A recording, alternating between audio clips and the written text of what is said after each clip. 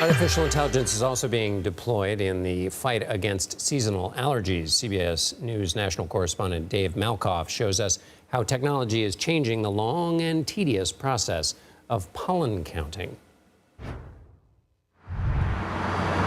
Atlanta is known as a city in a forest. It's kind of crazy. It was on one of Atlanta's legendary high pollen days when Emory professor Dr. Young Liu started feeling off. I just couldn't breathe. I'm like struggling for air. The professor who studies environmental health, Let's see what's happening. was stumped until he got the diagnosis. Adult onset asthma. I never heard of it. Because of pollen, something that's getting worse because of warming temperatures caused by climate change. Runny nose, itchy eyes. It's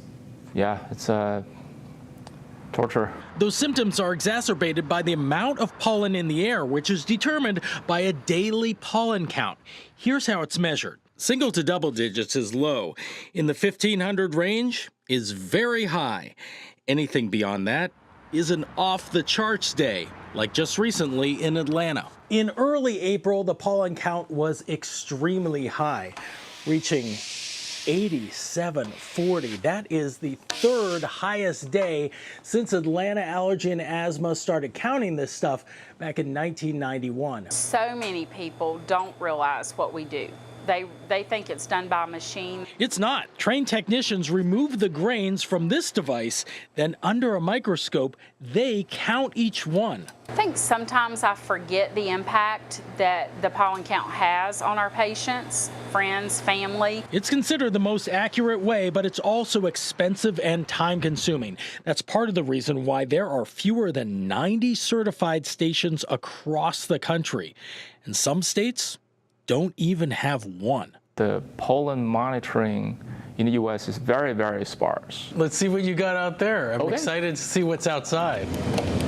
New technology like this can automatically count pollen and provide live, hyper-local data. Dr. Liu is testing its accuracy. It's portable and it's AI-driven. So it has the ability to provide real-time pollen monitoring near you. It won't replace hand counting, but it will give you more information about what's floating around your neighborhood. I say in 5 years, we will be able to make more reliable pollen forecast hour by hour. So that can really help a lot of people. To know what's causing your symptoms and when to be ready for them. Dave Malkoff, CBS News, Atlanta.